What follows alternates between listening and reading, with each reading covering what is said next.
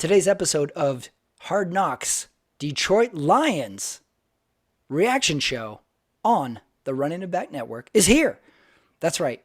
I don't know if you heard last week. It was a full solo show last week. This week, a little different, little surprise for you as well. But before we get to the episode, if you want to see me doing live stand-up comedy next month, September 16th, that is a Friday, 7:30 p.m. I am at Flappers Comedy Club here in Burbank on the West Coast. So if you're in town, you have a chance to check me out. Just let me know. Let me know you're coming, and I will hook you up. Last show was great, so now we have another one in the books. So let's talk about the show, the episode tonight. Episode 3, Detroit Lions, Hard Knocks. We're getting into it now. Things are popping off. Trash is being talked. We're learning more about the players and the coaches, and most important of all, we're getting ready for football. So, Hard Knocks, Episode 3, reaction show with me and a surprise. Let's get to the show right now.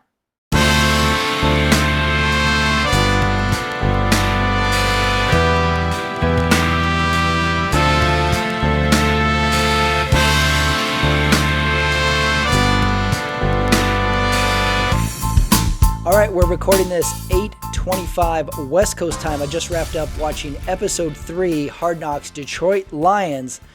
Last week, I went full Vision Quest, full solo. I was on an island the entire episode. But this week, I have a special guest making his debut on the show. So, let's bring him in. My cousin Adrian. Adrian, welcome to the show. At last, I'm on the pod.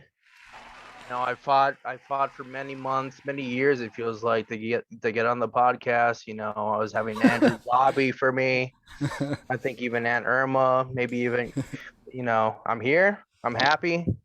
Carmona, get ready to get your football spot taken away from Buddy. Oh, coming out of the gate hot, calling out Carmona. You know he listens to these. I know he does, and I want him to hear it loud and clear. I'm coming for you. Do you understand? Okay, give me just a quick 10 seconds of why you want to take Carmona's job.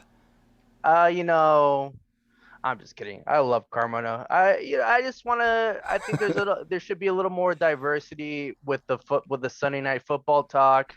We got DeMonte in there. We got Carmona with his Niners that are coming in hot this year. We need a little more. We need a little AFC West. You know what I mean? Okay, well. Solid take. Thank you. Truly.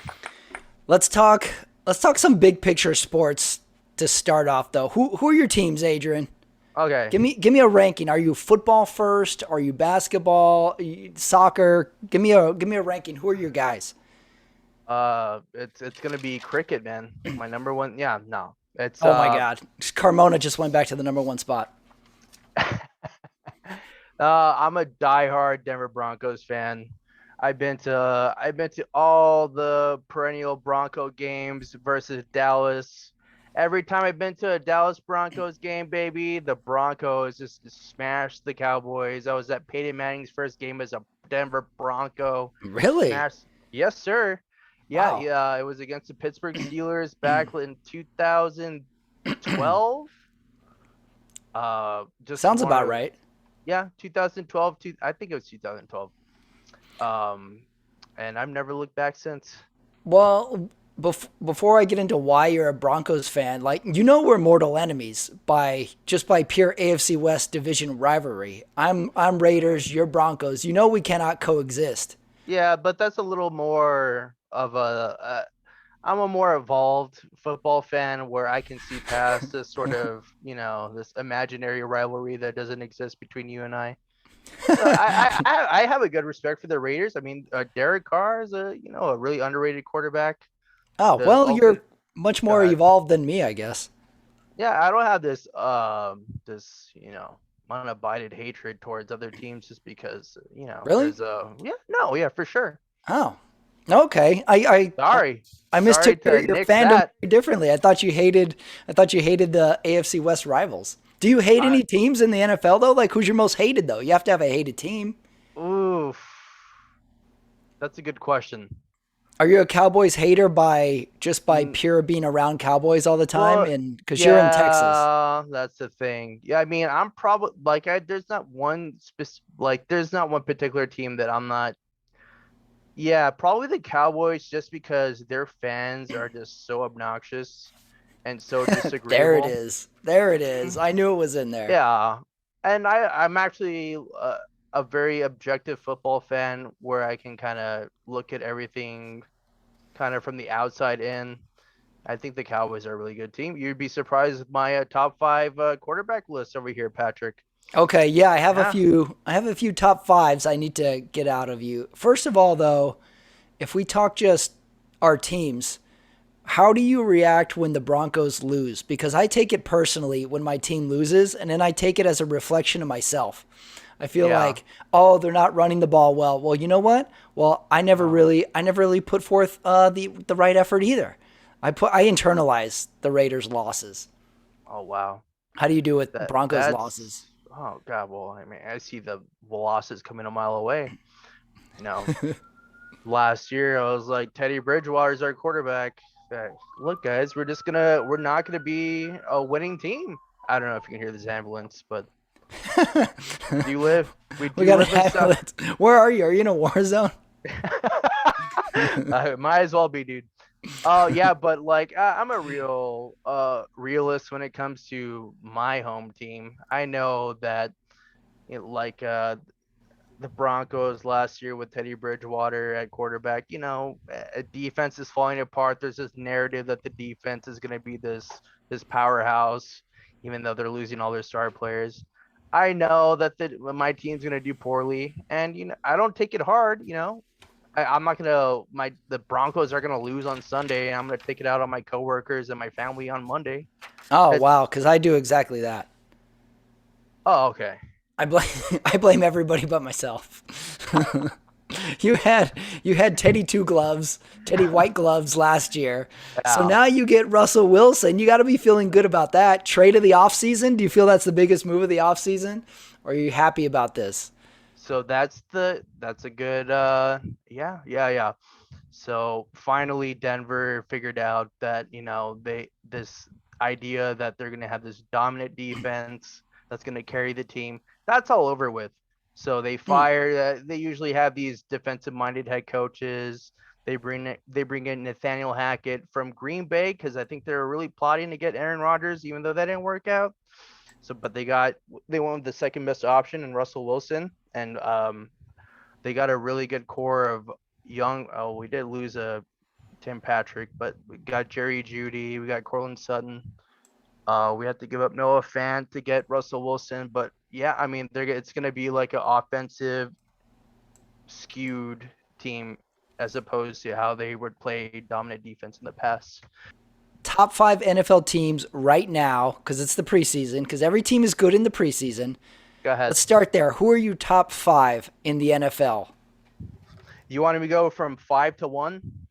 Let's go 5-1. Let's like a reveal. We're like playing Family Feud here. Okay, so this is the hardest when you did quarterbacks. I did it relatively quickly, but with the top five, I really had to. So number five, I'm going to like Kansas City. With the reason why I didn't rank him higher is because Mahomes is kind of he could be the best quarterback, or he can also just he.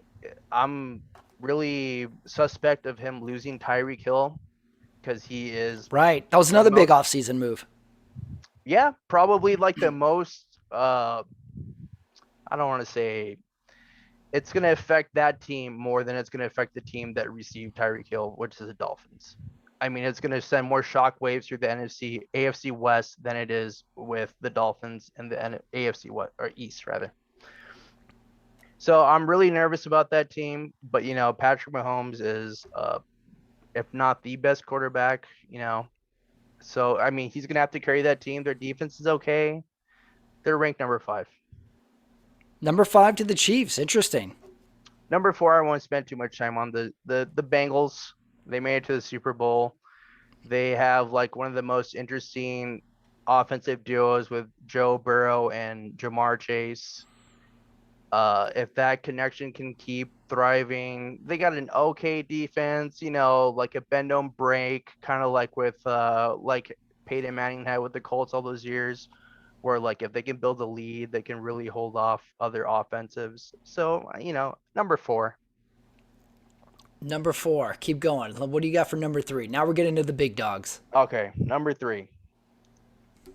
This is where number two and number three, or rather, number two is where you're probably going to be like, ah! Number three, the Bills. A lot of people have them number one.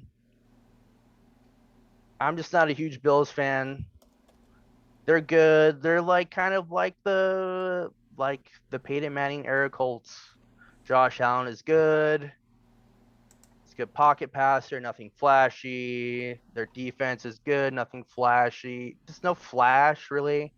But they're a solid Not team. doing it for you. You're really not high on these Bills at all. No, no, no, but they're a good team. I mean, I'm not gonna leave them out of the top five. If I was a dick, I would have left them out of the top five completely. But just that three for me, man. Those 3. Number 2. Number two, Who do you got? number two, 49ers, baby. Wow. 49ers. Did they ever figure out their quarterback, or is Garoppolo still their guy? I feel Okay. like I have no idea what's going on with them this season. So the 49ers are the most. If I wanted to make a huge splash, I would have put him at number one. And I think they have the potential to do that. Just not right now, with so much uncertainty with Trey Lance. But the way I was looking at it was they beat the Cowboys and kind of, the Cowboys shot themselves in the foot. They beat the Packers, and that was like the most like identity clinching wins in a playoff atmosphere, in a playoff game for the Niners, where they essentially just traded blows with the Packers. I think the final score was like 13-10, something really low scoring. Yeah. They had they just really shut down Aaron Rodgers with just pure pass rush and just hanging in there on offense. I think the game was won like on a special teams play or something. Yeah, I think you're right. And like we were talking ourselves into Garoppolo after that Packers game. We're like, I think he's good. I like him. Like we shit on him all season, and all of a sudden we're like, I think Garoppolo's not bad. he was like a weird sort of detail to that game. All of a sudden we're down with Garoppolo. Well, that's the thing though, is like, and then I think they almost beat the Rams to make it to the Super Bowl, but they didn't. That's true. Obviously. That's like a dropped interception away from beating the Rams. Some crazy, I don't remember exactly how that game was won, but so my reasoning behind the number two is because they're not going to do any worse with Trey Lance. They're not going to do any worse with Trey Lance than they did with Jimmy G. There's only like upward projection for them. And then I think if they really think that he's going to do as well as they invested in him, they traded 3 first-round picks. They could have gotten Aaron Rodgers if they wanted to, but they're like, nah, let's hang our hat on Trey Lance, give him a year, sit him behind Jimmy G. I think they're banking a lot on Trey Lance, and I think that Trey Lance is gonna. I mean, I've seen some throws that he's making in training camp, and it is insane what he's doing. The thing is, you're singing like you're like on the Carmona bandwagon. Put in a lot of stock in the Niners. but I mean, it's warranted, man. They got a really good, the best front seven in the NFL. Also, you got to think they're not going to be plagued with injuries like they were the last 2 seasons. They just can't. They just hopefully not. Probability says they will not be as injured as the last 2 seasons. Maybe you're talking me into the Niners now. I haven't looked at their schedule, but maybe they are good. Yeah. Maybe they are their number one. But I mean, when you look at it when they had Jimmy G, they were, they're doing these crazy gadget plays with Deebo Samuel that you can only really get away with like with the mobile quarterback. But Jimmy G is a pocket passer and kind of an average one at that. So they have like a lot of creative ways to get playmakers the ball in that offense. So, but with Trey Lance is kind of like not. I don't want to say Colin Kaepernick because I mean that's a lazy comparison, but he's a mobile quarterback who can make not pretty much every throw. He can make every throw. It's just if he can understand, if he can read defenses, then he's gonna open that offense up, and there's no defense that can stop that team. Interesting you didn't If put Trey Lance, go ahead. you didn't have the Rams in your top 5, did you? Well, you don't know who my next team is. Oh, I thought you did number 1. I thought you put No, 49ers number no, 1. the Niners are number 2. Number 2. So you're going Yeah, the Rams for So sure. you're going Rams number 1. Okay. Hmm. Solid list. Here's what I got. Here's my top 5. I split number 5. I put Tampa Bay / Tennessee. I don't know about Tampa Bay. Like, they got old man Brady. He has gray hair now, but he's still throwing bullets. But they have a new coach. But also, I think Brady might be the coach of the team. I think he's just calling plays now. You just could be like the LeBron of that team. Yeah, he's like the player coach now. So I got Tampa Bay / Tennessee is my number 5. Packers number 4. I think Aaron Rodgers is feisty. I don't trust him in the playoffs though, ever. He always fails in the playoffs as much as like he's like owns Chicago and he's MVP and he wears bandanas under his helmet. He never comes through in the playoffs. He always gets a pass. Brett Favre was like this too. Brett Favre was a playoff hack, and he won. What was the Super Bowl? Oh, he won that Patriots Super Bowl largely because of Desmond Howard. And in the one Super Bowl that it was on his shoulders against your Broncos, he failed. He had the ball on the last drive and he didn't come through.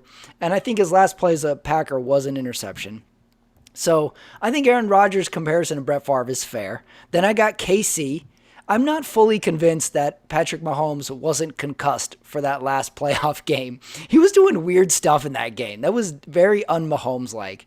So I think he's got some juice in the tank for this season. This might be the coming out party. This might be the LeBron James missed the playoffs that one year and then comes back and wins the playoffs with the Lakers in the bubble year. Oh, the Mahomes right this year? Mahomes, yeah. He might be like feisty from not getting to the Super Bowl. So he wants revenge. But did lose Tyreek Hill. They did lose Tyreek Hill. So it's going to be interesting. That team makes me very nervous. It's a nervous team. Not that I really care, but like it's yeah, I mean, wide receiver that can take the top of a defense like Tyreek Hill, he runs a 4-2-1, something crazy. You can't replace. I mean, they have a guy, McCole Hardman, who runs like a 4-3 that they're gonna try to replace him with. I don't know. All bets are off with that team. Then I got as my number 2, I went LA Rams, the defending champs. You got Stafford, you got Donald, still got some fast guys. You got McVay, the boy genius. I don't think McVay does anything but like watch film. I can't count out the Rams. And I went my number 1, I went Buffalo. I think this is their make or break season. This is all in for Josh Allen and Buffalo. It could be a resurgence. So I went those for my top 5. 2? I gave the Rams my number 2. Who's your number 3? KC. Oh, okay, I'm sorry. I went KC and the concussed Mahomes from last year. So I throw out his playoff loss last year. I think he was concussed. He was doing weird stuff in that game. He was limping. He always jogs weird anyway, but he was jogging extra weird to the huddle. If you can notice, if he's not jogging, he's doing a very good impression of a mom at the mall walking towards, the nearest gap with the really. He jogs like a mom at the mall. You're right. Power walks. Yeah. He does the thing where someone is crossing the street, but a car comes up and then they pick up the pace a little bit like this. Like they don't go any faster, but they just go like this. That's how Mahomes runs to the huddles. Yeah, it's like yeah. Who knows what's going on with that guy? And then Buffalo's my number 1. Before we get to the categories, we have something important to discuss. You are how many times have you won our fantasy football league? It's more than 2, right? No, I think it's about 2. It's about 2. All right. All right. Being very modest. You won the league 2 times. I think it's 2 because Andrew has won it 3 times. And I know Has he won it that many? Yeah. But you are the most active in our league. Like every week, like you're the one who's made the most trades and claim players off waivers. And this is like by Wednesday. And this is like the first year that I think we're putting money in the league. So this is a big step for us. Yeah, so then everyone's just gonna owe me money, retroactively from all the years that I've won in the past. Oh, so you want money retroactively? You're like the IRS. You're like, you No, I'm owe me kidding. from I'm 2008. kidding. No. Yeah, because I think Andrew's won 3 times. I know Carmona's won once. Diamante's won 0 times. Mm. 0. He could be your rival in the league. Remember that there's been a year where I lost every single game, and then there was a year where I went worst to first, and it was brother against brother in the Super Bowl, and I lost to Steven. So that was, yeah, because Steven won that one year. Yeah, I lost, but I was worst to first. Everybody was making fun of me in the chats. And by the way, how many apologies came back my way when I made the Super Bowl? 0. 0 apologies came back when I made the Super Bowl. None that need to be in. No one owed you an apology. Why are we I going to apologize to you? I emoted an apology. I went worst to first in the Memorial Park. But may I say, the first year I won, I squeaked into the playoffs last week, and I beat your one of the friends, Steven's friend. I think we had a Steven friend in the league one year. The USC friend, whatever. Oh, yeah. I think we had a friend, Davey, in the league one year. Yeah, exactly. David. I beat his ass. Beat his ass. You 6 and 8. Guy. 6. No, but he was the number 1 overall seed, and I was the last seed. So I take pride in that. That happens in our league a lot. Never give up, kids. Yeah, number 1 goes down a lot of times in our league. It's true. Money on the line this year. Now it's serious. I don't think we've worked the parameters of what first place, second place, third place gets, or what we're even putting in, but I think it's just been agreed that money will be put in. That's all I know at this point. I'll talk to the commissioner. It's going to be $2,000. What's going on over here? We might go high stakes. I'm having a hard time seeing my dad shell out more than $25 on fantasy football. No way. Yeah, there's no way it's going to be more than 50. It's going to be low. It's going to be low. Yeah. People are going to drop like flies. I don't see little Tony dishing out, more than $100. Our little cousin, I can't see him coming up with $100. This family's going to be torn apart by this league is what I'm saying, though, and I can't wait. Hasn't it already been? There's been some people getting upset about it. You're right. In the past, there's been some angry texts. That's for sure. Yeah. I mean, if I had Diamante's text, we probably wouldn't be talking right now. I'm kidding. There was one year, though, where I stole a player from Carmona, and he was, clearly pissed off. I was like a linebacker from the 49ers. He was like, yeah, you took him from me. I was like, no, he's just available. It was like, and then he just kind of walked away.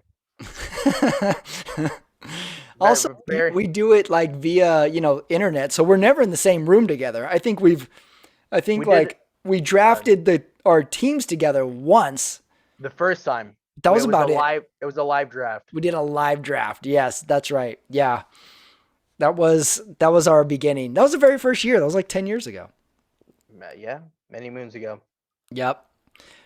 All right, let's talk episode 3, Hard Knocks, Detroit Lions. First of all, where are you with Hard Knocks? Do you always watch Hard Knocks? Did you get into it? Do you go team by team? This year's been hard for me to get into the Lions, but I do it because of this show. But I'm liking it. Where are you on Hard Knocks? Why do you say you don't like? Why are you not getting into it with the Lions? Well, I feel like the NFL hates us. I feel that they're like, here you go, watch the Lions. What's compelling about the Lions? They've never won anything. They got a second-year head coach. Jared Goff is on the team. We've heard exactly 6 words from him this entire Hard Knocks series. That's a funny thing that you bring up, yeah, because I'm kind of surprised by the little, nothing from Jared Goff. Nothing yet. We got 2 more episodes to go, and this could be the revenge season. How bad is it when you get traded from a team and then that team goes to the Super Bowl? The Rams ditched your ass, and they're like, hey, all we needed was to get rid of you, and now we're in the Super Bowl. That stings. Yeah. That's got to sting. Well, that's an interesting thing that you bring up, because I'm fascinated with the way that teams when there's clearly a team that's going to be rebuilding, like like the Cleveland Browns, when they would just trade every. So with the Lions, it was one of the more unique rebuilding processes because they had Matt Stafford and they had to trade him basically because Matt Stafford was keeping him so mediocre for so many years that they was never gonna accomplish anything, and they just had to get rid of him because he was keeping them so mediocre. And clearly that's the case because they trade him to the Rams, and he wins the Super Bowl the first year with the Rams. Yeah, I Ridiculous. feel like Detroit lost out on that trade. I feel I like really, but I they mean, traded down, Rams traded up. for sure you can look at it that way, but the Lions were never going to have the draft equity to build a good team around Stafford to get to the Super Bowl or even to the playoffs. He got to the playoffs with Stafford like back like in 2000, God knows what, like maybe 2013. Yeah, So that's true. He did go to the playoffs once. I feel like the Lions and Stafford were that first marriage, and they had to get divorced, and then now they can both lead better lives. Like they got married like too young. Like they got married like right out of college, and it was like, oh, it was fun for like 5 years, and like, 100%. now we hate each other, and then they just got to amicably part, and then they can split the assets. They didn't have any kids, so it was a good divorce, and now both parties are happy, except for the Lions that have Jared Goff who never speaks. He doesn't speak. Well, the I thing don't know. is, I don't like, know if he can speak. Do we know that Jared Goff can talk? He he's hasn't said a a word. The he's a the most very he talked is when he's been comforting the second string quarterback for David fumbling. Blow. Yeah, yeah, He's like, "Hey man, you got to keep your eye on the ball." I was like, "Oh, thank you, Jared Goff. Thank you for that intricate piece of advice. Keep my eye I on the mean, ball." we got to remember too, Jared Goff put up 56 on the Chiefs one year, and he went to the Super Bowl. That's true. He went to the It's Super like, Bowl, played a really bad Super Bowl, but he did go. That's true. I mean, rated out of Cal, he was like a top five quarterback. He's been graded like as one of the best natural passers coming out of the NCAA.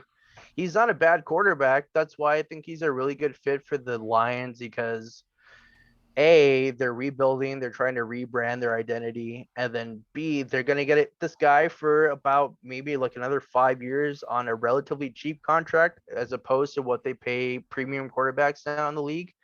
So I mean, he's got a chip on his shoulder. He can pretty much make every throw if he has enough time. It's a perfect marriage. I mean, I could care less what he has to say. I don't need to see him on the TV show. I'm sure he's a pretty vapid person from Wow, you North flipped there. I was about California. to say like your team Goff, but I didn't see. I don't know if you like him or not. I No, can't he's a tell. no, he is. I mean, but like, I don't need to hear. I don't need to see him on the show. I know like Okay. pretty much what he's all about. So yeah, the cool thing about the Lions, I don't know. Did you want to start talking about? I don't want to jump ahead. My last thought on Goff is I feel he is the Brendan Fraser of the NFL.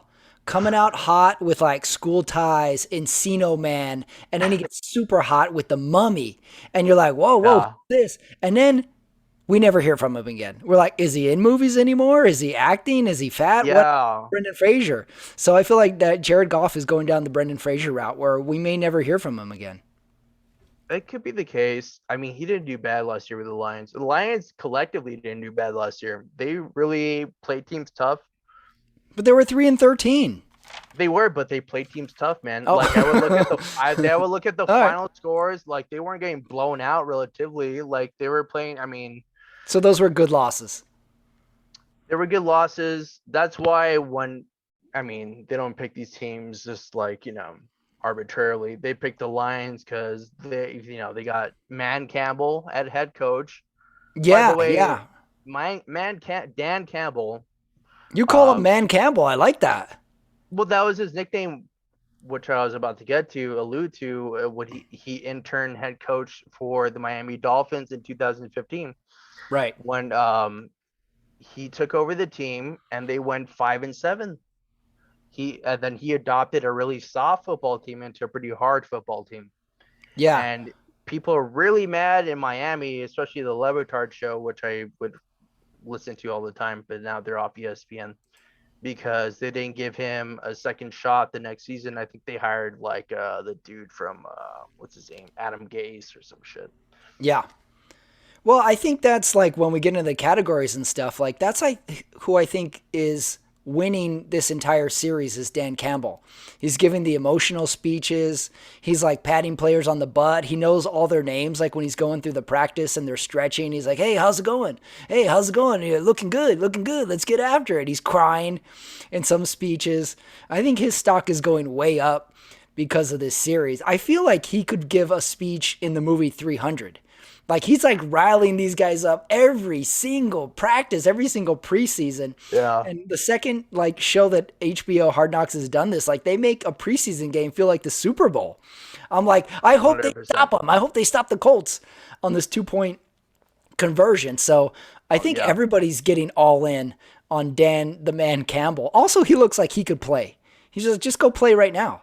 Just suit him up. he Can could. he like for one down in a game? Like Yeah, for sure. yeah, let's do that. Just get them suited up. That's the thing. Yeah, like and then those players too. I mean, so he played like I think what was it like 11 years in the NFL, and Yeah, lots of teams, lots of highlights too. he was like but he was like one of those old school blocking tight ends. He Yeah, wasn't one of these little, Antonio Gates basketball background bullshit. So he could, like, he and was then a he, of course, throwback, definitely. a 100%. So it's like when you're coaching a team and you're the head coach and it's there's more what's the word I'm looking for? So when Dan Campbell tells you to chip block the defensive end and you're TJ Hawkinson, the tight end for the Lions, you're going to be more inclined to be, uh, to do that when if it's not coming from some, these little Yeah, he's definitely a twink. player's coach, giving the Yeah. like he played this game what 7 years ago. He's not that far out of this game. Oh, yeah. So he's got that pedigree where the players I think really like him. But I was asking a couple episodes ago on this show, like the Detroit Lions have so many former players as coaches on this team. And I'm thinking like, where's the nerds? Where's the football nerds? Like, where's the Kyle Shanahans? Like, I think every good team has football nerds as coaches now. And this is all former players. Like I wrote in my notes here, Antoine Randall L is a coach on this team? Question mark. Is every player who formerly played a coach on this team? And They got they were all formidable players too, and they had yeah, all long good careers. players. Yeah. That's So the interesting thing that I actually wrote down in my notes too, is that it was like one of the I mean, of course, like every football coach has some sort of like football experience. Kyle Shannon, I think he played like a couple of snaps at quarterback, some bullshit like that. But yeah, these are like proven players.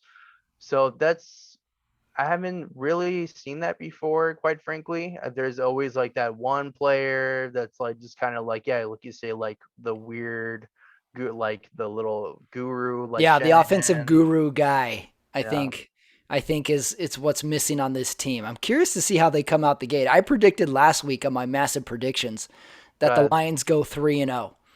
I looked at their schedule. They're fairly winnable games. Like I could see them starting hot and then trailing off after oh, this. this off the bat, like their first three games, they go three now. Yeah, I say they go 3-0. That was my massive prediction of the Lions this year. So I could see it happening, but I feel like there's too many former players. I think we need a nerd. We need some Revenge of the Nerds in the booth or something. It could be, but I'll tell you what though, Pat, is like that's not like, well, not they're trying to build like an old school ball control hardcore defense team. And then I don't think you can really do that with, like these little twink offensive coordinators like Kyle Shanahan, who really haven't put their hand in the dirt. They're doing it with hardcore, So you Aaron like the Glenn.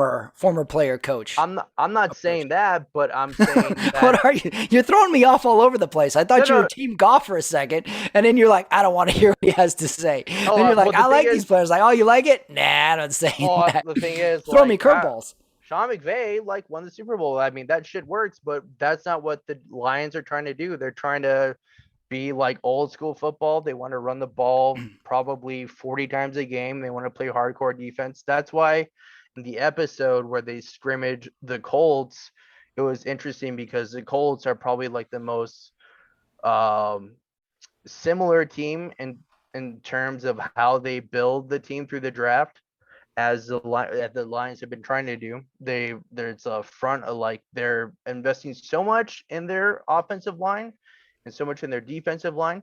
They just want to play like, as cheesy as it sounds, smash mouth football. Well, let's talk So about that Colts inner squad practice for a second, because I go thought that ahead. was a pretty enjoyable part of the episode. Like finally, like the series kicked off with like some really hard practicing, some good trash talk in this one too. I really like that. Deuce Staley loses his voice, which, I mean, we'll get to the categories later, was the funniest thing I think I've watched all series, is him trying to yell with no voice. And he's going like, Hey, yo, you guys gotta get yo, together, man, get it together. It was yo, gotta hilarious. play. I don't know how those players didn't start laughing in that huddle. First of all, I like how the Colts essentially have practice in the woods. They're going through Yeah, did you see how through the Shire to get to the practice field. did you see how some of the Detroit players are walking back to seemingly like the locker room, and it looked like, yeah, something out of like Place Beyond the Pines, quite frankly. Right. Like I wanted them to come through the trees, and it was Lord of the Rings essentially. Like, where are these Colts practicing? This is insane. They had a little, Yeah, where are they practicing? where are these guys? I love the practice in the woods, and then they get to play them in the preseason game. That was good. I feel like That I is feel like I good. got a feel for the season. Like it felt like real football. And then like we got to see a lot of family members in this episode. We got to see the No. Nigerian player Ubina Uze, his wife. I got notes on her later. We got to see the mom and stepdad of Khalil Pimpleton as well. That Right. was cool. So I think we got a feel for this team a little better this episode as well. So what did you think? What did you like about this episode overall? It's funny that you didn't even bring it up. What about that stand-up comic that just at one of Oh their yeah, I liked meetings? him. He did a good like what 15 minutes. Would you? Yeah, I wonder how long his actual set was, because I'm sure he did a little bit longer than what they showed. He was getting laughs. He was getting good laughs, Yeah, and he knew his and audience. he knew his audience, and he came prepared because he watched the first two episodes. So he Yeah. was talking about coach doing the up downs and talking about stuff like the coach hurt his wrist and stuff, because that could have been potentially rough if you go in to a room full of guys who really like don't want to laugh. I'm sure they're like, who the fuck is this guy? There You're were a gonna lot of make guys that weren't laughing too. Like you could just tell, like, Yeah, oh, I would like to shit see ain't the funny, man. actual audio and video of that set. But he was getting laughs. He was like calling Aiden Hutchison like a strong boy band looking guy, and Backstreet Boy.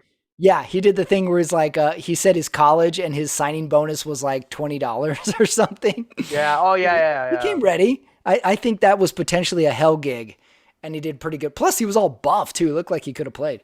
He did look like that's why I walked in like I went to use to relieve myself in the little boys room, and then I came back and I was like, oh, a player, I guess he couldn't sing, he's gonna try out some stand up, but like I was like, no, this guy doesn't play for the Lions. Yeah, it would be um funny if he just did material. He was like, yeah, imagine. you guys on Facebook is crazy, right, guys? You ever Right. get in a fight on Facebook and hey, what's up with you ever rent a car? Like he just did like Right. bad material or just like really normal And he material. just steals like a bunch of jokes. Man, you shoot Wesley Snipes, the bull come back and ask for a flashlight, man. Oh, like a Dating is cheap hard, am I hack. right? Right. uh Yeah, imagine like he just like bombed and they just HBO Ooh, just added all this laugh track. No, I thought it was all ooh, right though. he did But I good. mean, it could have been like where he bombed. What if he just bombed? Just flat out bombed. Oh fuck. That's Uh, hilarious.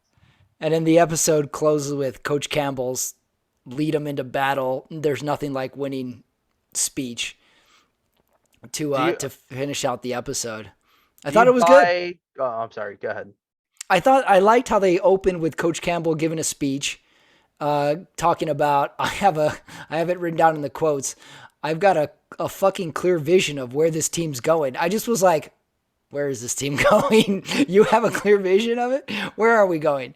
And then it ends with him giving a speech as well. So I thought they started off and closed the episode well with him giving speeches because he's taken the leads in this series. He's the man in this series. He's a star. Damn, but I wish, like I usually have a soft spot for all these hard knock teams. Did you like him before this series though, or is this series what's turning you? I did no. I did like them before because well, I play a lot of Madden football, so I know like their roster builder and the people who edit the rostered ratings are pretty accurate, so they track all like the analytics of everything. And I was like, well, damn, this team is actually pretty good because they're building it from, the ground up, so to speak. They have a really good offensive line. And then this dude, Aiden Hutchinson, that they just drafted, the guy that Backstreet Boy, Justin Timberlake, is going to be a really good player. I hate to say it, he's going to be like Nick and Joe Bosa because he's got a high motor and he's got a good, what's the word? No, not bend. He's got a high motor. Panache? Chutzpah? He's got a lot of chutzpah, oy vey. No one has ever described a defensive player as having chutzpah. Until today. Until today. He is pretty good because also what I was trying to say is that he plays a runner pretty well. And as like a pass rusher, that's not really, like when you put out your 6 man on the basketball court, you don't expect him to make so many defensive plays. You expect him to drain the 3. But with a pass rusher like Hutchinson, like you want the sacks, you want the quarterback pressures, but when they're making tackles for loss, it's like, damn, like how do you take him off the field? Now it becomes like, how do you manage his snap count and all that shit? Yeah, like, I hope he does well this season because I'm liking him. Also was kind of bummed that his mom and sisters weren't in this episode. I thought they should be in every single one because I had them like high rating last episode. I was like, we need a reality show with these gals. First of all, the mom looks like she's 8 years older than the sisters. And I could tell like they need to run like a bed and breakfast or something. And they could take over. They could be a very good part. And also, with Aiden Hutchinson, the league is due a crazy white guy on the defensive side. Like we need a Jared Allen. Remember Jared Allen? Yeah. Well, this is before your Brian time. Cushing. Ryan Cushing was a good one, and this is before your time. Mark Gastineau was a crazy player for the Jets in the 80s, and he might have had the most unrhythmic sack dance you've ever seen. It was just like full body thrusts and arms flailing. Like we need a crazy white guy in the league from time to. We got Kelsey, which is fun, but we need him on the defensive end. No, yeah, That's Kelsey. my thoughts. No, yeah, for sure, Kelsey. I agree. We do need another crazy white guy. Crazy white guy. Jeremy Shockey on the offensive side like 10 years ago was fun. That was good. But it needs to be on the defense. This guy just has to be nuts. You're saying like he needs to be like theatrical. Theatrical. He needs to be good. He needs to have like some sort of drive to get some sort of sack record. But like we just need to fear somebody on the defensive side as a fan. Probably the closest we can get is probably like JJ Watt because he's a little crazy. That's a good one. Yeah, JJ Watt is good. Yeah. So maybe he'll emerge. He's a rookie, so maybe he's still shy, but he needs to paint his face crazy or something. I got high hopes. For Hutchinson. Yeah, I mean, I don't know if we really need that much crazy in the league, but if that's what you need, then yeah. That's what I need. This is more my personal need. I need a crazy white guy on the defensive side. All right, let's do the categories. Category number 1, most memorable part of this episode. I have 4 nominees. Let me read you my nominees. Write in or add one if you have one. I got Khalil Pimpleton juggling, family members cheering from the stands, specifically Obina Uze's wife cheering super hard. I like it. I like when the wives cheer hard for the players. Is that the offensive tackle? That was a tackle from Nigeria's wife who was like cheering hard and like criticizing him when he missed a block and stuff. She was into the game. And then I got Coach Campbell's closing speech, which was There's nothing like winning. And then he includes croquet. He says, there's nothing like winning. Croquet, ping pong. Yeah, I thought that was good. Those are my 4 nominees. And I might give it to Khalil Pimpleton juggling. I really enjoyed the juggling. I He agree. started slow and then he did some moves and everybody was into it. Where do you stand on most memorable part? Do you pick one of those or do you have I a agree. right? No, I agree. I agree. The juggling. The juggling. Hmm. My other nominees would just be like non. It would be football related to the episode. Well, you can add that in. It is a football show. Okay. No, I liked the juggling a lot. I think what I liked a lot was, let's see, because yeah, there wasn't a lot of like stalwart moments in terms of like just kind of Yeah, there hasn't been a unrelated. big moment yet on Hard Knocks yet where like we realize a coach is nuts or like a player comes in dressed. Remember when Vince Wilfork came into I forget who he played for, the Texans. He came in wearing overalls and no clothes underneath. Oh yeah. Like we haven't had that moment yet. Or when the Cleveland Browns coach Fat Stomach would move when he would say hut. We haven't had a crazy moment yet. So still hoping. Damn, you see, but the thing is, I watched the second episode right before the third one. I kind of let it in purposely, Yeah. and now I want to mention some moments, but I don't know if they're from either episode. Oh, go ahead. Throw one in there. Let's see. Let's see what stood out to you. So I liked so this guy Deuce Staley, who played in the NFL, was like a hardcore, like Jerome Bettis type of running back. So he's trying to build this offense to be just a powerhouse ball control offense. And DeAndre Swift is gonna be his workhorse, baby. And I'm not sure, it has to have been. I think it was probably this episode I then. think, yeah, Where I he kind of was remember him when talking when he's about in the conference room. yeah. That might have Okay, been so then it episode 2 was. though. Oh, was it really? I Where think he was so. like where they were running the ball and then he was like, cut it in. And then like he Oh was yeah, giving yeah. like, That was episode 2, yeah. oh, okay, so it was episode 2. Shit. Yeah, he kept telling him, "Go inside. Go Yeah. inside. It's a touchdown. Go inside. It's a touchdown." Mhm. It was like, "Oh, it's so simple." I love coach advice when it's so simple coming out of their mouths. They're like, "Hey, all you had to do was Yeah. go inside." It's like, "Oh, thank you, coach." But I mean, it was true. I mean, like he was trying to bounce it out to the outside, and he was getting stuff for like 4 yards. And you ran it up the middle because they have a really good offensive line, and he ran it for like a good like 18 yards. You know, if I ever have a son, I have a few names I'm going to name them. One of them is going to be Deuce because you can never get booed. Anytime your son gets booed, you just go like, "No, they're saying Deuce." You can go Deuce, you can go Lou, you can go Bruce. Think of all the names. Like be like, "Nah, they're just saying Bruce." Your son will never be booed if you name him Deuce or Bruce or Lou. Oh man! But then his name would have to be Deuce, That's and all right. he would eventually resent you for it. Well, our relationship is gonna be terribly split by the age of 15, so it won't be a big deal. Yeah, that's true. Let's go to favorite who's quote of the episode. I have a lot of favorite quotes. I have 1, 2, 3, 4, 5. I have 7 quote nominees for this episode. Number 1 is Coach Campbell. I got a fucking clear vision of where this team's going. Second nominee is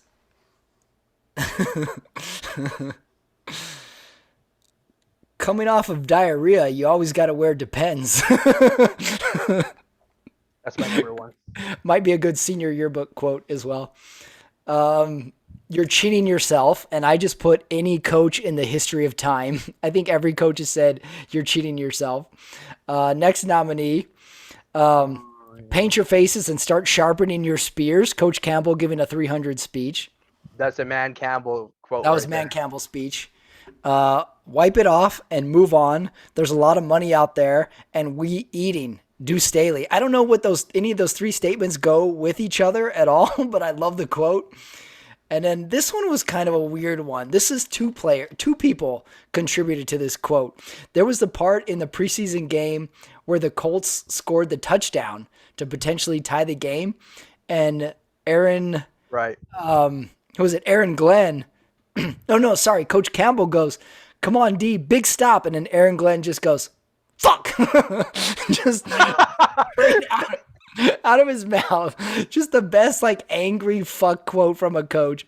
So I'm combining Coach Campbell and Aaron Glenn as my big stop, fuck quote. And then finally, there's nothing like winning, Coach Campbell, at the end of the episode.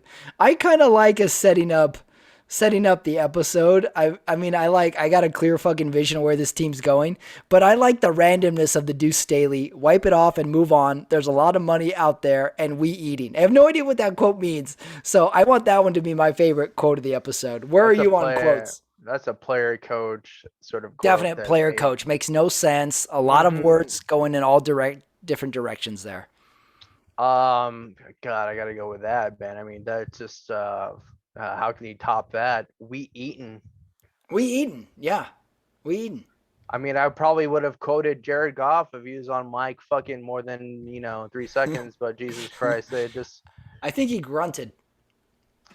Yeah, you know what? I'm gonna quote Jared Goff when David Blau threw an intercept or he fumbled the ball, and Jared Goff goes, "Well, you wouldn't have known what happened."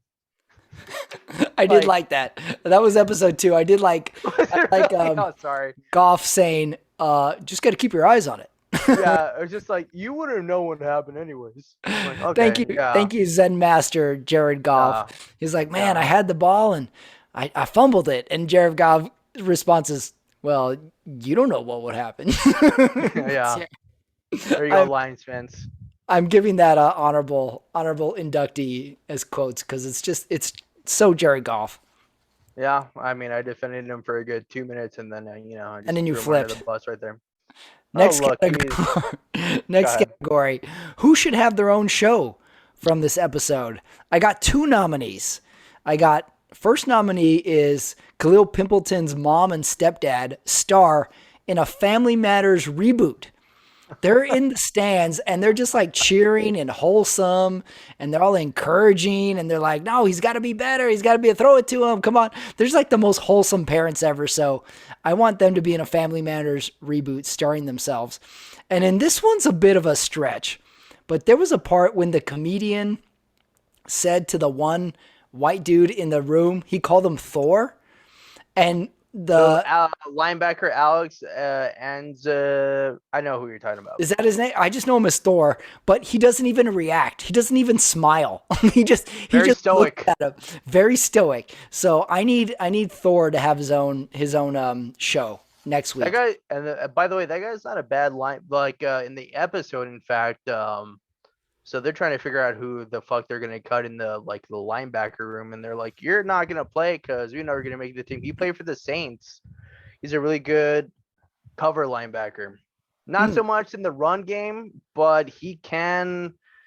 He's like a hybrid, like box safety to weak linebacker. Would you watch a show with Thor, like maybe a 3-episode Netflix series or maybe a reality show with Thor? Where are you on this guy? Who what do you think? I would go with the Pimpleton parents, quite frankly. That's a good show. Like that. Yeah. That's like a father knows best, return to family values type of show. Good for the whole family. Pimpleton, by the way, he doesn't look like a bad player. He gets out of his breaks pretty good.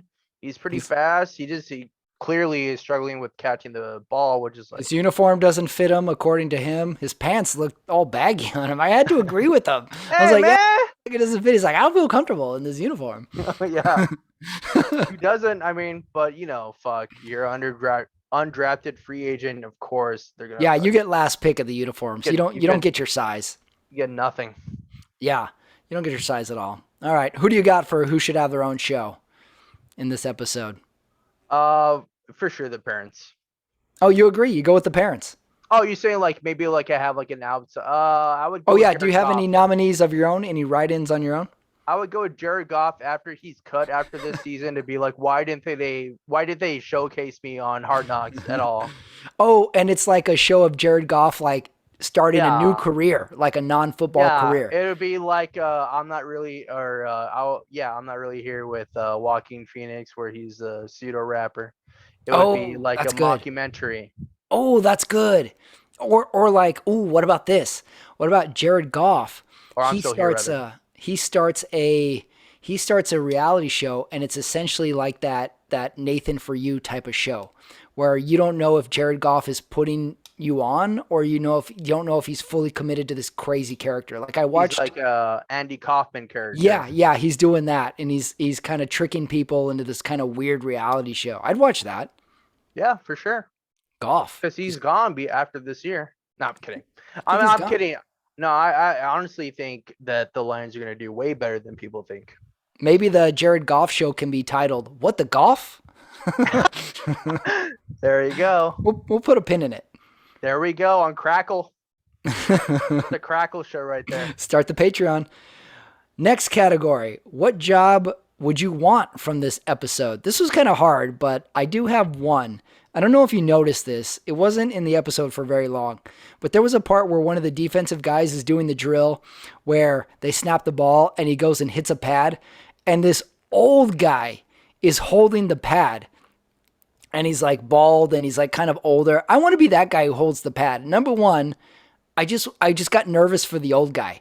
I was like, this guy's going to get knocked over, so let me hold the pad for him. But I think it would be cool to hold pads in some of these drills. Okay. In this episode, you say what job I Yeah. would want? Who would I want to be? What do you see yourself? Do you see yourself on the coaching staff? Do you see yourself as training staff? Initially, quite. Yeah, I don't know. Player? Maybe. No, I'm not gonna be a player. Of course not. Well, you get to choose. Okay. I would be. I would definitely be Deuce Staley then. Oh, you want to be the what is he? He's the He's the is running he backs offensive coach. running backs coach. No, I'm sorry. He is the O coordinator. So you'd want to be the offensive coordinator. Yeah, for sure. Because like that game, like you're trying to develop the identity of being hardcore smash mouth. I would want it to be like fuck. Like I would keep like starting offensive linemen in just like to beat up to build an identity, even though it was like all a farce. You know what I mean? You're all over the place with these takes. I'm sorry. It's a long podcast. Takes are gonna fall apart, baby. Next category, unintended comedy. I have one that really stood out to me. It needed to go longer, but there was a part where the practice is going to start against the Colts, and Aaron Glenn goes all Denzel Washington on Aiden Hutchinson before practice. Did you notice this? Like he puts his arm on his shoulder, and he's like, I'm glad you're here, because when you're here, I'm here, and we're all here, and we're all here together. And what the hell was that speech? Where he was like saying like, I'm glad that you're the real deal. Right. You're really like the player that we thought you were gonna be at. I loved it. Oh, it was unintended comedy for me, where Aaron Glenn tried to have a heart to heart with Aiden Hutchinson.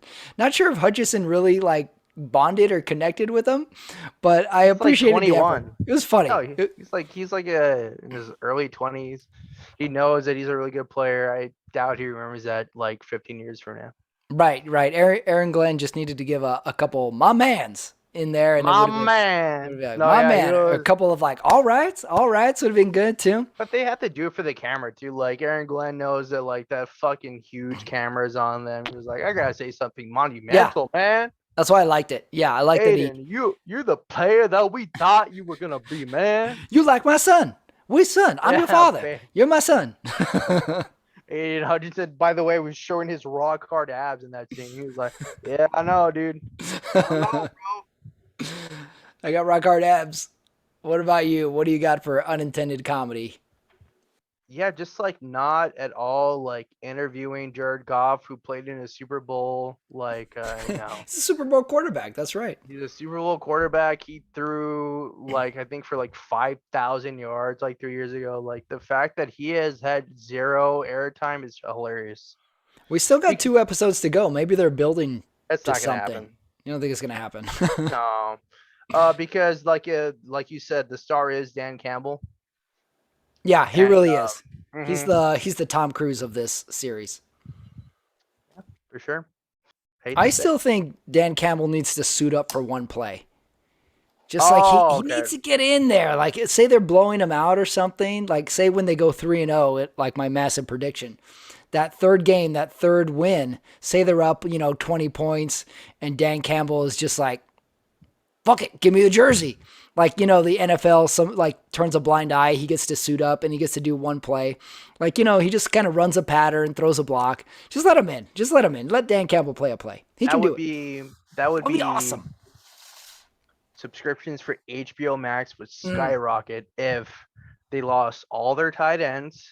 Oh, They had no one to go in, and Dan Campbell was like, "Sometimes you just gotta lace up, baby." And then he just puts on. He gets like T.J. Hawkinson shoulder pads and right. He's running around the sideline yelling, "I need a helmet! I need a helmet! Give me a helmet!" He's like, it's maybe this is the show. Maybe this is the who should have their own show. Dan Campbell gets to get in the game, and this is maybe this is a Disney movie type it's a of thing. Jerry Bruckheimer production. Bring it back. Dan Campbell, played by de-aged Jeff Bridges. Oh, I have we'll get into Cast the Athlete next. Unless you have more unintended comedy. Next category. Oh no. Well, let's go right to it. Cast the Athlete. Who would you cast for the role of Coach Dan the Man Campbell? The dude. The dude, would you now? Jeff Bridges, the dude? De-age him. He was de-aged in Tron. He was de-aged in this show, The Old Man. He looks good in De-age Tron. him. You're right. Yeah. De-age him. Look, man, we're gonna play smash and ground football. This converting on third downs will not stand, man. Exactly. Have it directed by Ethan Cohen. It really tied the room together, man. I hate the fucking Broncos, man. Fucking Broncos are a fucking thorn on my side, man. Mind if I smoke a J? Here's my idea for Dan Campbell. We go back to 1985 and we cast Jesse the Body Ventura right off of The Predator to play the role of Dan the Man Campbell. Jesse Ventura sounds exactly like Dan Campbell. Listen, man, we got to get in there. We got to follow the money. Follow the money. It is all there in the NFL, man. We got to get in there. I'm going to run for governor of Detroit. And I'm going to win. And I'm going to coach us to a Super Bowl. Jesse. Look, I only won. Ventura. I only won governor because I ran as an independent man. And because I was a Navy SEAL, fucking hey, dude. Listen, the second I get into the office, I will abolish all laws. I will reinstate those laws, and I will abolish them again. I am Jesse the Body Ventura, and I will coach the Detroit Lions. 100%, you're right. Jesse Ventura is like I didn't because I was trying to place the voice, so I was like, who sounds like him? And the closest I got was Jeff Bridges, and then like with the eyes, he kind of had like the little squinty eyes. Yeah. Jesse Ventura is 100% the Did you ever see the movie The Program? No.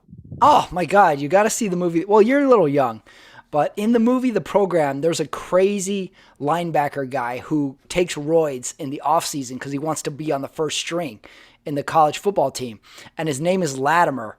And I want that. He was also in Any Given Sunday also. I want Latimer to play Dan Campbell as well. I feel like that would be appropriate casting. They might be the same age at this point too. So I want Latimer. Go see The Program. I think it's on one of the streamers. I'll check it out. Yeah. One of the most phoned in roles by James Caan known to man. Oh, really? Oh, so it was James Caan? James Caan is the head coach, and there's a scene where Latimer Rest is in in the peace, by the weight way. room, and he's like pumping iron, and he's like yelling at the weights. He's throwing the weights down. He's kicking the weights, and these two assistant coaches are like, check out Latimer, put on 35 pounds of muscle. And one of the assistant coaches is like, do you think he's on steroids? And James Caan comes in and goes, guys, we're not doctors. And that's it. That's the end of the conversation. It's quite a mediocre performance from James Caan. Hey, look, sometimes you just gotta mail it in. Okay, I also casted Aiden Hutchison in this category, and I gave a buff Chris Pratt the role of Aiden Hutchison for my movie. I don't know what movie this is I'm doing yet, but I want Chris Pratt as my Aiden Hutchison. And then I also casted Deuce Staley and Aaron Glenn in a buddy comedy Okay. where they're still coaches. I'm not sure if they're NFL coaches or D2 coaches, but they're a buddy comedy. And Deuce Staley is played by Ice Cube, and Aaron Glenn is played by Omar Epps, who's also in the program, by the way. And they're a buddy comedy, and they even drive to the games and practice in the same car too. So So it's kind of like they get fired from the Lions. They're like, fuck, man, what are we gonna do ooh, now, yeah, that's man? good. The Lions have a horrible season, and they clean house, and they fire Deuce Staley and Aaron Glenn. And like Deuce Staley gets hired, and is like, all right, well, why don't you take offensive coordinator? He's like, I got one demand.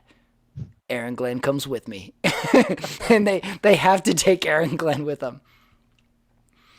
Yeah, I mean, God, these castings are making me think less and less of what the Lions are gonna do this year, man. At some point, also, Ice Cube, who plays Deuce Staley, comes into the film room to watch film on the next week's opponent, and he has to go, these linemen are that big? He's got to do the line from Anaconda, where he says, like, there's snakes out there this big? He's got to do it for linemen, too. That's Oh that's no, Ice Cube. Yep. Who do you got for cast the athlete? Did you cast any athletes? I did. Who do you got? I casted Jared Goff, who barely showed up in the show, Oh, boy. with a good old-fashioned actor Ryan Gosling.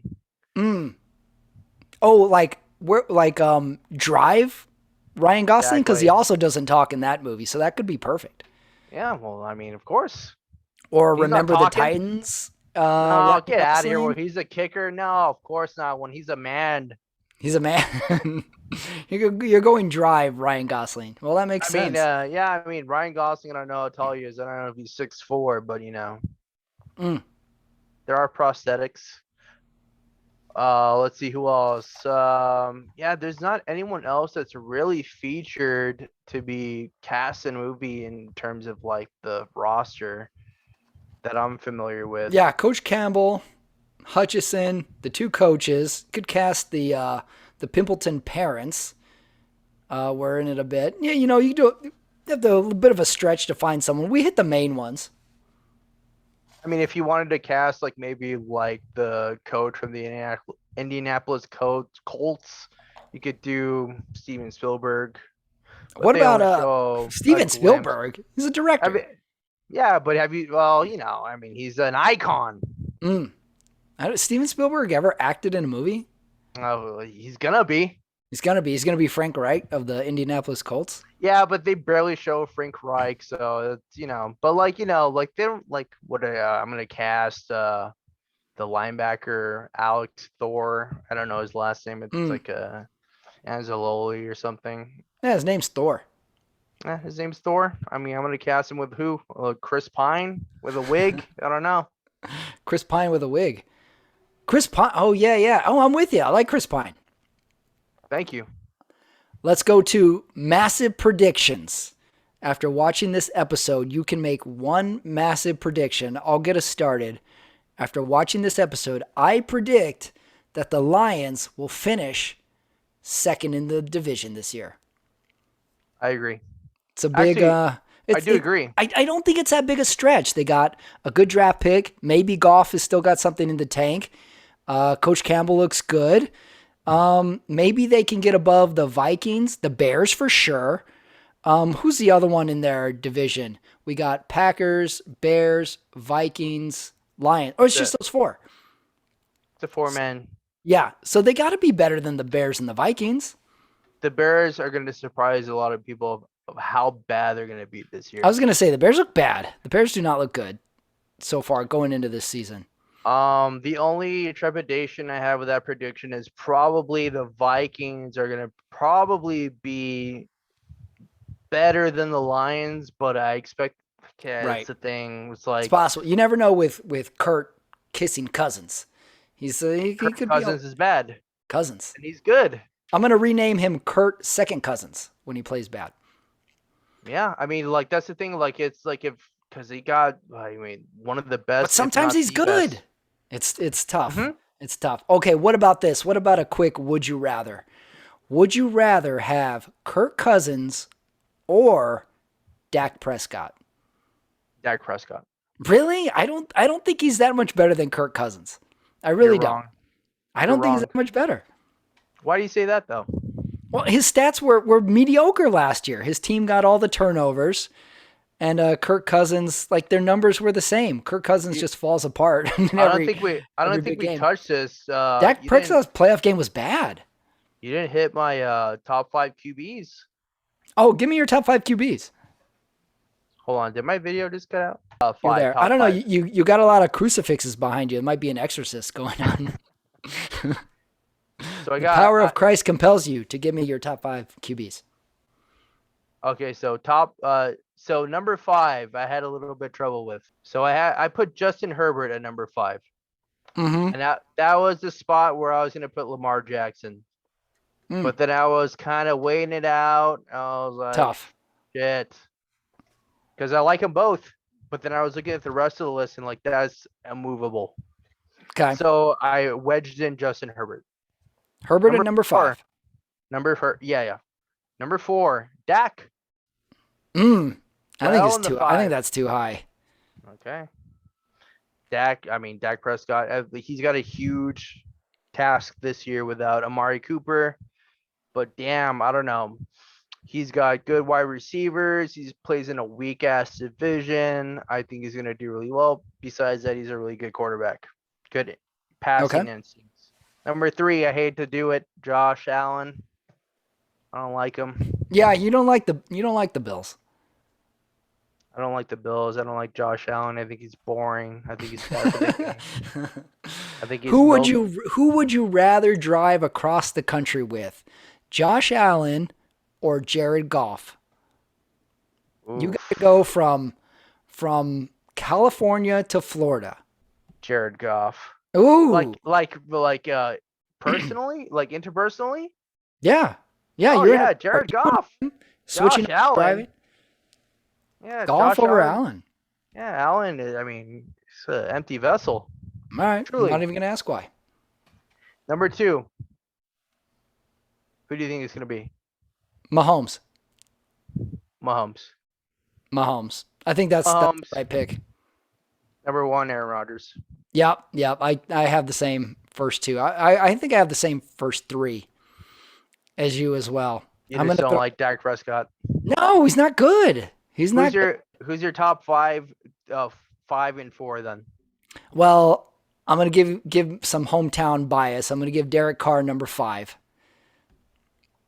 And to squeeze in there number 4, like I gotta give it to Stafford, right? He piloted the team to a Super Bowl. He made some good throws. You can't do it on merit though, man. Right. If I'm choosing who I want going into this season, Stafford I'm putting him because of what he's done. So, all right, say I take out Stafford and I put someone else. Then let's go Lamar. Give me Lamar. He's got a really high ceiling. Can he stay healthy? He hasn't played a full season ever. He runs a lot. He makes a lot of careless turnovers.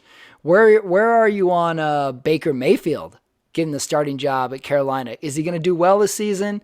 Is he going to do mediocre? Or should he have done what I suggested, is just take a year off. Just take a year off and come back. Baker Mayfield, yeah. Bye. No, you're selling on Baker Mayfield. Oh, selling on him? Well, saying he's no good. Like saying you don't want him. Well, I mean, Well, you see, I waved can't really bye to him. I did, yeah, because I mean, I think Sam Darnold should get the opportunity to play for them. But if I mean, well, they anointed him the starting quarterback.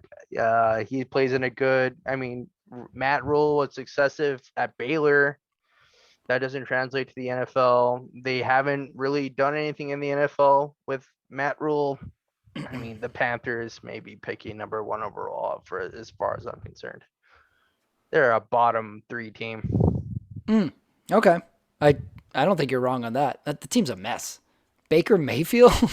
Poor Yeah, Baker. Like, what are we going to do with all those progressive commercials next year?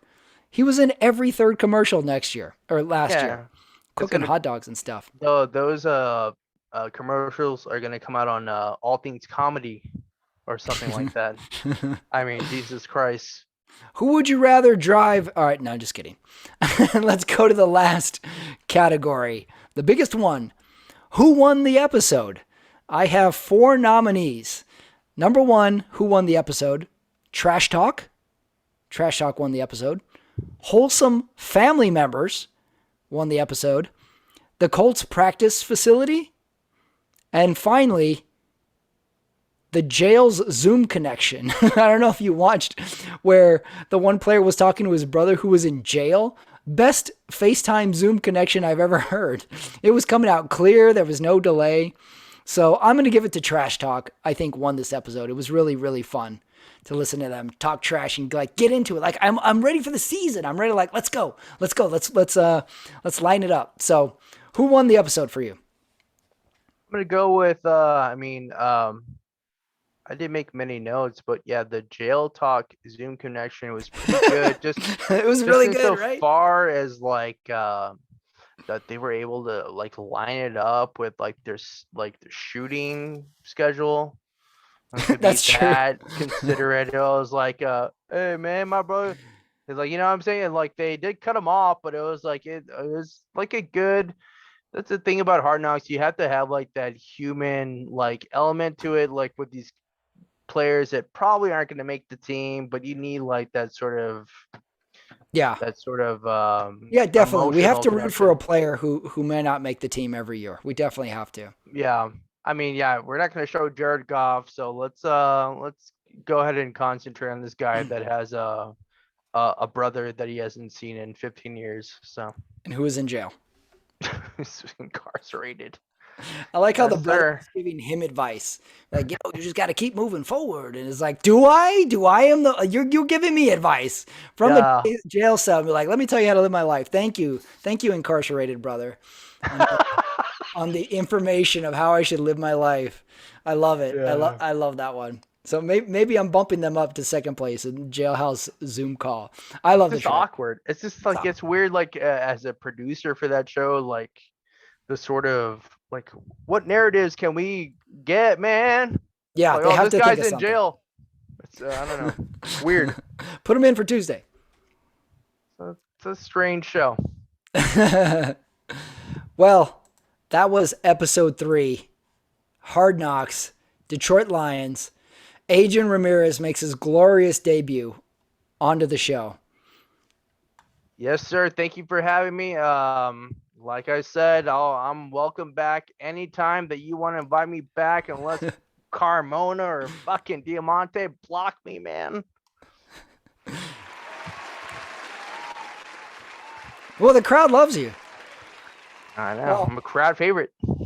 Well, for Adrian Ramirez, for running it back, for me, Patrick Ramirez, episode 3, Hard Knocks. Thanks, Adrian. This was fun. We'll see you on the fantasy football field. Ooh, yes, we will, sir. Okay, that is it. That is the episode for Hard Knocks, Detroit Lions, episode 3, right here on the network. Hey, I want to thank Cousin Adrian. He made his glorious debut on the show. We've been circling the idea for a while, and now he's in. He's in the network. Talking Lions, talking football, talking Russell Wilson and his high hopes for the Lions. Hey, don't forget, if you're new to the channel, give it a like. Give this video a like, and give my channel a subscribe as well. It's building. It is building the channel brick by brick, and I need your help. So contribute. Give it a like. Give it a subscribe. Don't forget me doing live stand-up comedy September 16th. That's a Friday, 7:30, right here on the West Coast. FlappersComedy.com is where you go, or write to me. So, where are you on Hard Knocks? Are you ready for some football? Are you ready for fall? Who's your team? Kick us off with some college, then we're right into the NFL, the big boys, the pros. Detroit, I've made a lot of massive predictions this season. It's time to see if they come true. And also, it's time for my fantasy football league to actually put money down. Ooh, have a feeling the family is going to break apart this year. This is what finally will do it, is fantasy football. We had a good run. So, for me, Patrick Ramirez and Adrian Ramirez, thank you for listening, and I will see you next time.